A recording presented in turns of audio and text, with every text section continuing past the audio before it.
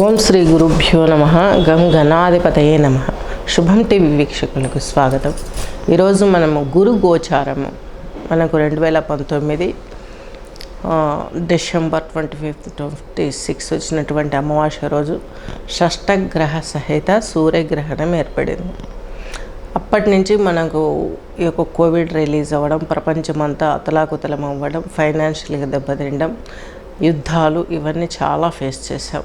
ప్రస్తుతానికి కూడా కొన్ని దేశాలపైన యుద్ధం జరుగుతూనే ఉంది. కానీ అంత సివియారిటీ లేదు. ఆర్థిక మందం కొన్ని దేశాలు చాలా ఇబ్బంది పడ్డాయి. అమెరికా కూడా కొంచెం అతలాకుతలం అవ్వడం మనం చూస్తూనే ఉంటున్నాం. ఇవన్నీ చూసాం. కానీ ఇండియాకు మాత్రం క్రేజీ పెరుగుతూనే ఉంది. ఇది గమనించగలరు. ఇకపోతే ఇలాంటి సూర్యగ్రహణము కొన్ని వేల సంవత్సరాల క్రితం కూడా రాలేదు. ఎందుకంటే రాహువు కేతువు మధ్యన ధర్మవర్తి అయినటువంటి శని భగవానుడు, దేవగురువు అయినటువంటి బృహస్పతి, వీళ్ళిద్దరూ కూడా స్ట్రక్ అవ్వలేదు. సూర్యగ్రహణాలు షష్టగ్రహ కూటములు వచ్చినప్పటికీ కూడాను ఇలాంటి బ్యాడ్ పొజిషన్లో రాలేదు.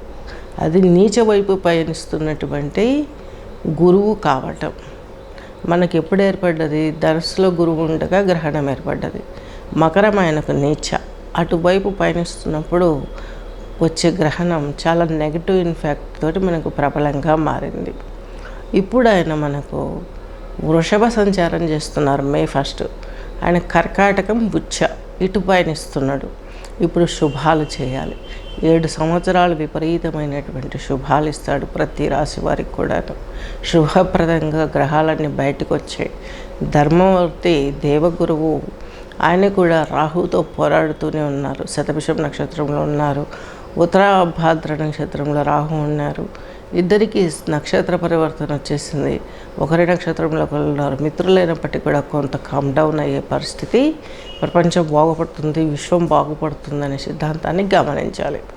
బ్రహ్మంగారి కాలజ్ఞానంలో చెప్పినట్టుగాను మనకి ఈ యొక్క ప్రపంచం మొత్తం అతలాకుతలం అవ్వడం అనేది కోవిడ్ తోటి అది జరిగింది.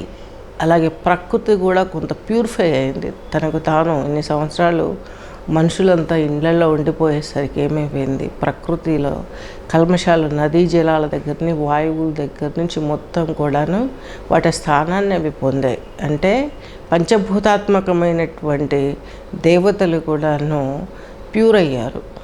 కల్మషం బట్టిపోయి కలిలో మునిగిపోయినటువంటి వారు, శక్తిహీనులుగా అయినటువంటి వారు కూడాను ఈ యొక్క కోవిడ్లో ప్రజల దుష్క్రియలన్నీ జరగడం ఆపేసిన తర్వాత ప్యూరిఫై అయ్యి గమనించగలరు. ఇది ఇకపోతే ఇంకా మనం తీసుకున్నట్లయితే ఇప్పుడు గురు గోచారం తీసుకున్నట్లయితే ఈయన వృషభ రాశి మే 1 వృషభ రాశిలోకి వస్తున్నారు. కాకపోతే మనకు సింహలగ్నం సింహరాశి వారికి తీసుకున్నట్లయితే మకా నక్షత్రం 4 పాదాలు, పుబ్బా నక్షత్రం 4 పాదాలు, చిత్తా 1, 2 పాదాలు. ఇవి తులారాశి కింద సారీ కట్ ఇట్. ఇకపోతే మనం సింహరాశి సింహలగ్నం తీసుకున్నట్లయితే మకా 4 పాదాలు, పుబ్బా 4 పాదాలు, ఉత్తర 1 పాదం కలిపి మనకు సింహరాశి సింహలగ్నం కిందికి వర్తిస్తుంది. సింహరాశి సింహలగ్నం వారికి పంచమ అష్టమాధిపతి. చాలా ఇబ్బందులు పడ్డారు గతంలో. సంతానానికి సంబంధించినటువంటి ప్రాబ్లమ్స్, మీ మ్యారిటల్ విషయంలో ప్రాబ్లమ్స్ ఇవన్నీ చాలా ఫేస్ చేశారు. అలాగే చాలా క్రానికల్ డిసీజెస్ కూడా మిమ్మల్ని వెంటాడాయి. ప్రాణాంతకంగా పోరాడారు, విజయం సాధిస్తారు. పాలిటిక్స్ రంగంలో బాగుంటుంది. సంతానానికి వచ్చే విజయాలను చూసి మీ మనసు చాలా తేటగా అవుతుంది. జీవితంలో ప్రశాంతమైనటువంటి దినాలు నేను పొందుతున్నాను అనే సెల్ఫ్ సాటిస్ఫాక్షన్ మీకు దక్కుతుంది. అలాగే మీకు 6వ ఇంటిని ఈయన భాగ్య దృష్టితో చూస్తారు.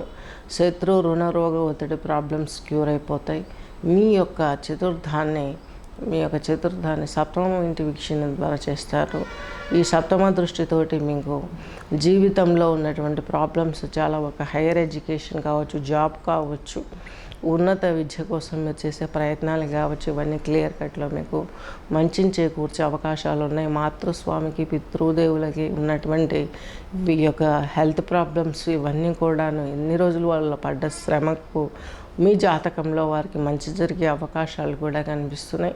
మీ ఇద్దరి మధ్యన మంచి సఖ్యత ఏర్పడుతుంది, భాతృసౌఖ్యం ఏర్పడుతుంది. మీకు సోదర సోదరీమణుల సపోర్ట్ కూడా చక్కగా ఉంటుంది. మీ జీవితం అంతా తేటతెల్లగా ముందుకు సాగే అవకాశాలు స్పష్టంగా గోచరిస్తున్నాయి.